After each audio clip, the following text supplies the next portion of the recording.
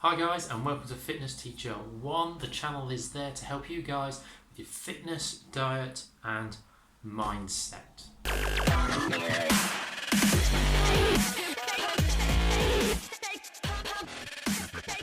What is a positive mindset? So I'm going to explain to you first what it isn't. A positive mindset is not finding that silver lining in the cloud, having the worst things happening to you and shrugging it and going, ah well, on the bright side. This isn't what a positive mindset is, and it's something that the media especially has been trying to hammer into people. A positive mindset is not denial. A positive mindset is accepting what's going on, allowing your mind to react to it the way it naturally should. So in this video, I'm going to show you 4 techniques that I use myself to keep in a positive frame of mind. Okay, technique number 1, acknowledge that you're having an emotion. Okay, lots of people out there, when they have a negative emotion, they try to deny it, they bury it deep down. This is the worst thing that you can possibly do.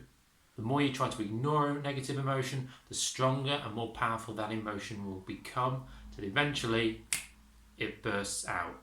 And often it will burst out in really inappropriate ways. You'll snap at a loved one, for example. You'll yell at a stranger in the street. Nothing that these people have done as individuals has caused this emotional reaction. It has been a gradual build-up because you've denied yourself to feel that emotion. Most fears that we have stem from 2 sides of what I call the emotion wheel. You've got positive emotions and negative emotions. Now, we're quite happy dealing with everything on the positive side of the emotion wheel. However, there are things on the negative side that we try to deny, try to ignore. There are grey areas, there are transition emotions. Often, the way our body reacts, fear and surprise can in fact be the same emotion.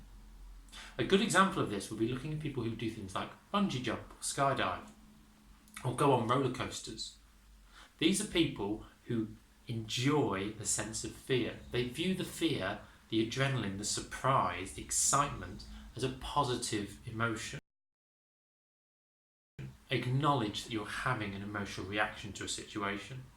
It doesn't necessarily mean that it's a negative or positive emotion, but being able to label that emotion automatically gives you some strength. There is a huge difference between feeling nervous and anxious. However, these emotions can result in the same reaction. You talk very little to the person. You talk too much and don't really listen to them. They ask you questions and you don't respond with the question back. The English language has over 60 different words for emotions, and a study found that we use on average 12 words to describe our emotions. Being able to label an emotion straight away gives you some control over that emotion. You're able to pinpoint what a problem is, what an issue is, because it now has a name.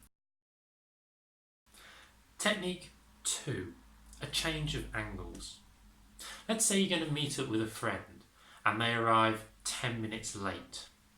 Now, they may come in and feel frustrated at themselves, irritated, anxious, nervous because they've put you at a disadvantage. How you react to their lateness may depend on your personality. Some people are much more relaxed. It's okay, it's fine, you're late. Other people will have a more negative reaction. Most people react in 2 ways to a negative situation. They either become incredibly vulnerable as a way of showing they require help, they will ask for help, or they become incredibly defensive. They're feeling things but don't know how to label them. They're not following technique 1. When dealing with people who don't know about technique 1, labeling their emotions, this is where technique 2 is so important. Physically moving yourself into a different seat and imitating the role of the person or thing that has irritated you puts you into a different mindset. A simple shuffle of your position allows you to think in their shoes. Every person on this planet has an emotion, and every action that we have is driven by that emotion. So being aware of what your emotions are, but also the fact that other people's actions are driven by their emotions, by their situation, you'll find that this will allow you to interact with people in a much more empathetic way. Technique 3. Predict and accept.